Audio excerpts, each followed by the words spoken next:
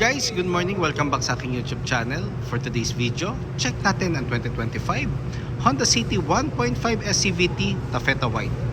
Guys, ito yung entry level ng ating automatic transmission for Honda City.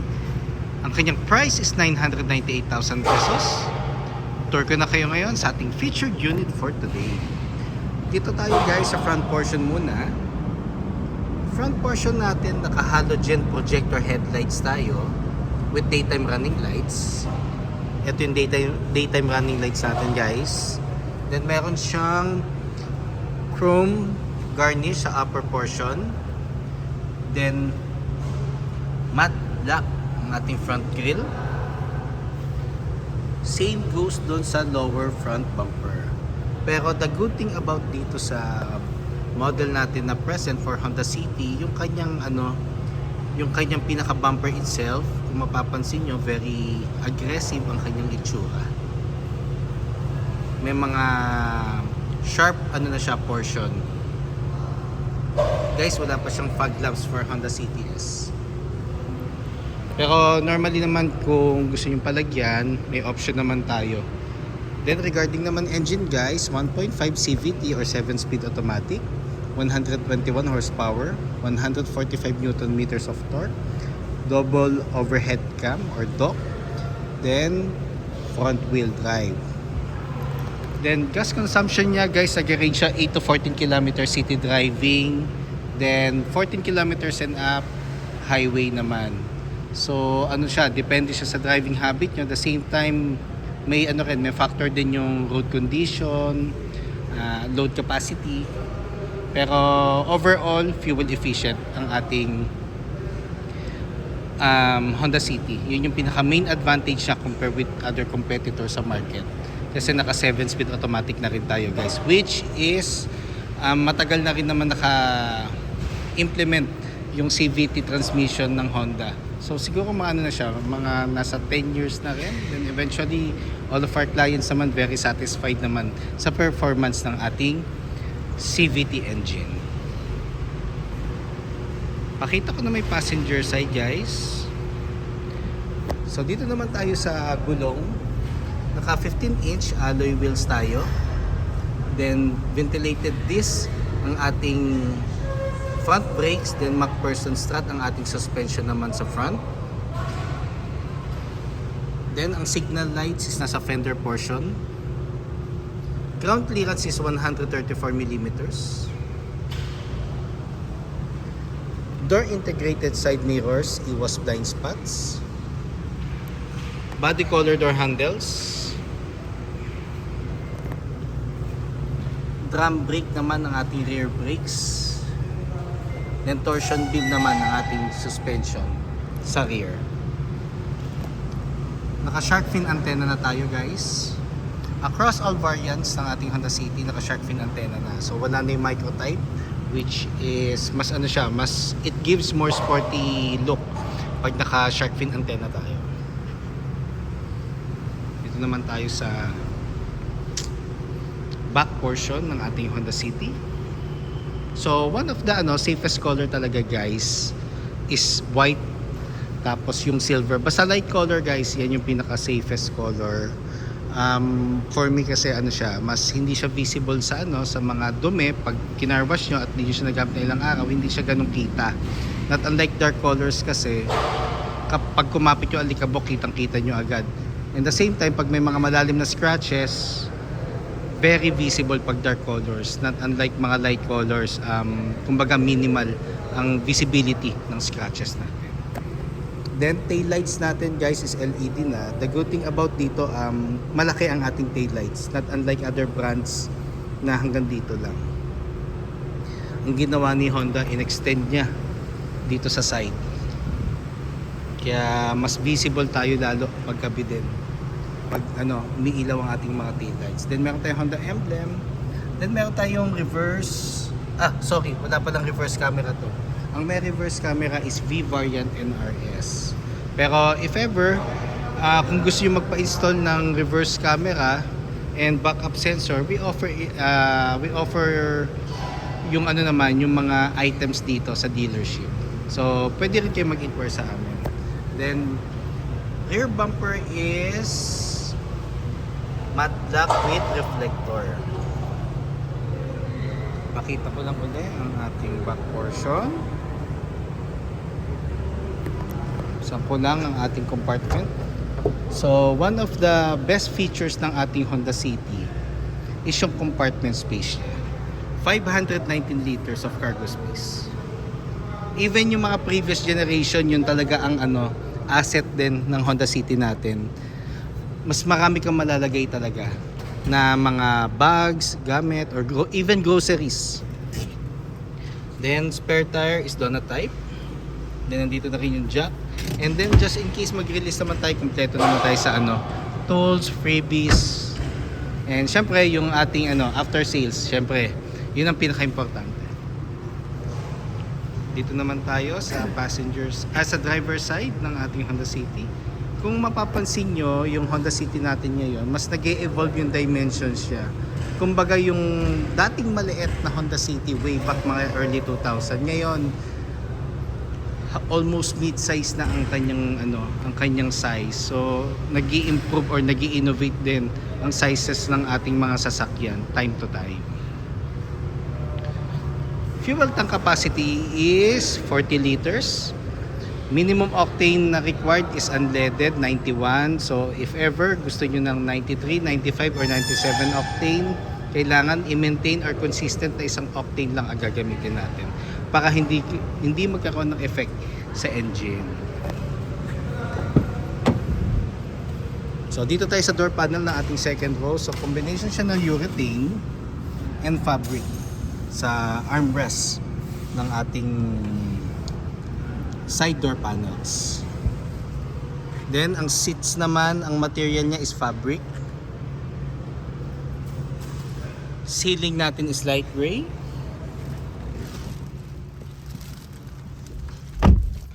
As you can see, spacious legroom.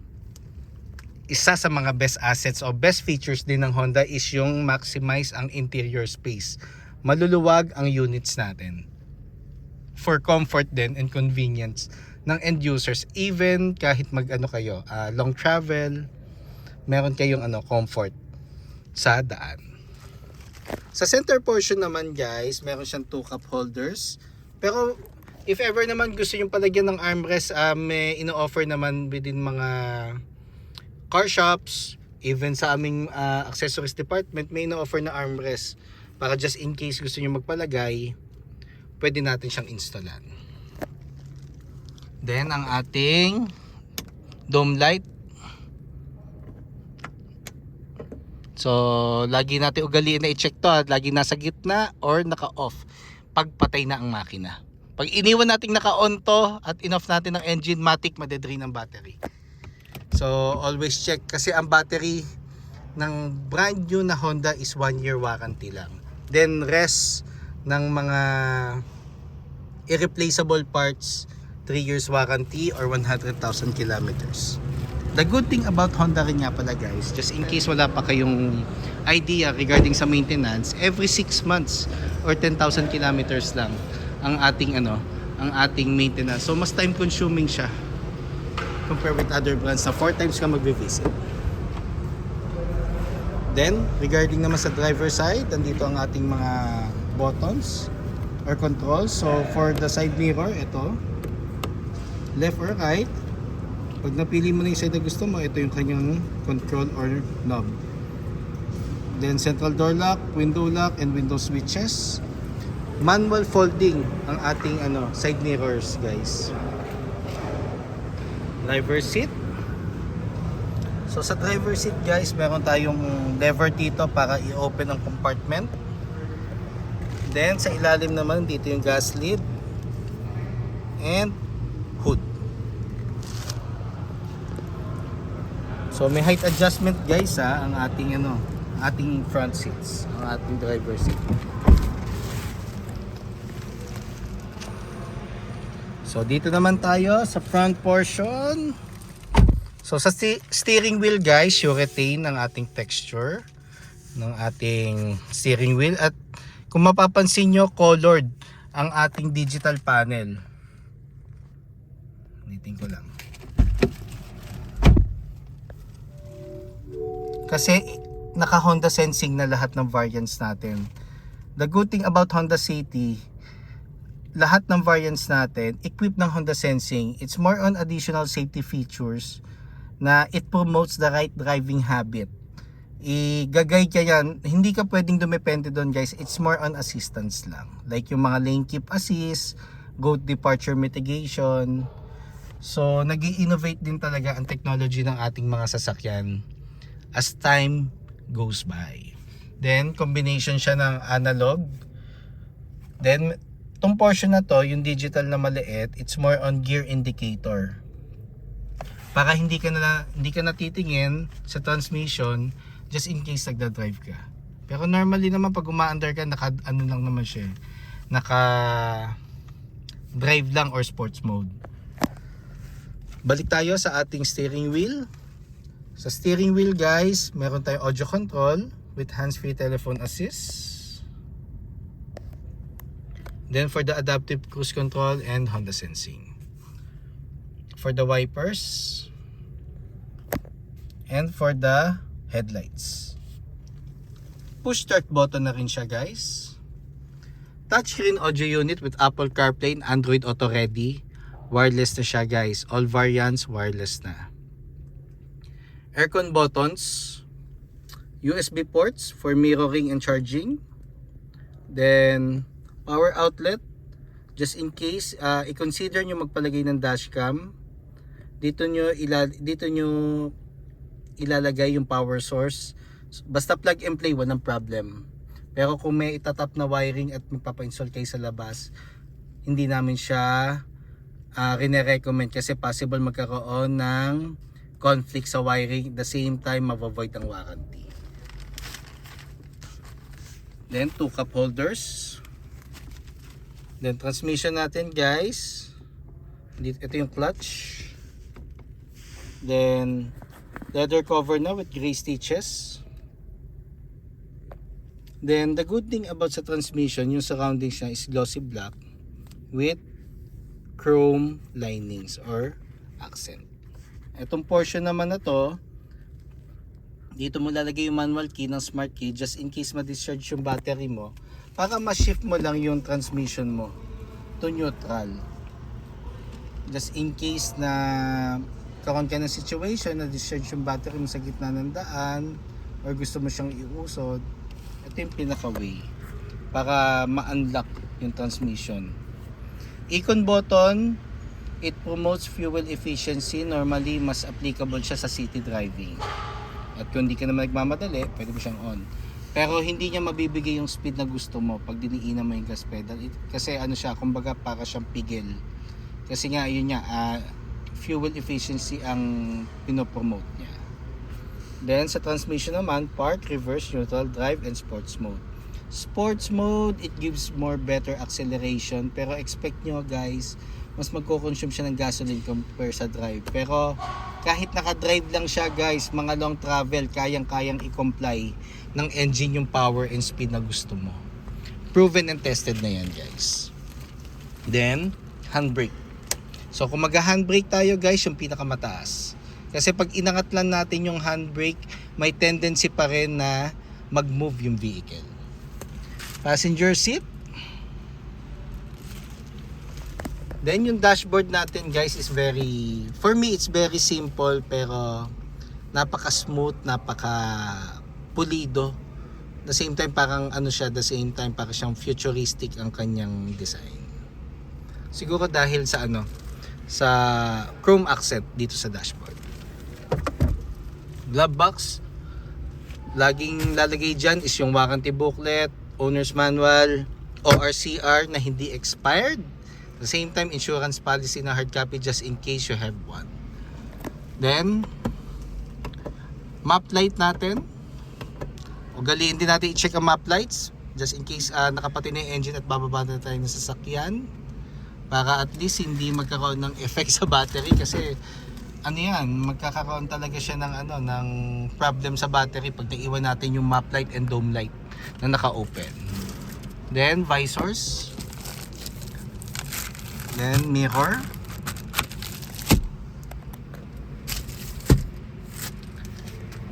So guys, yun lang for the meantime. For today's vlog, quick review lang tayo ng ating Honda City.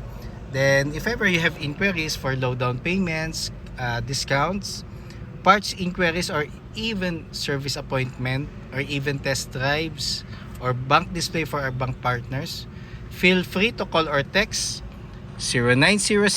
0906-386-8937 or visit me at 598 EDSA Balintawak, Caloocan City, and look for me guys, Ross Oliver Cruz, ang inyong friendly sales manager here at Honda Cars Balintawak. Looking forward to meet you here guys. Kindly subscribe na nga rin pala sa aking YouTube channel para maging updated sa mga susunod na videos, and a little appreciation lang for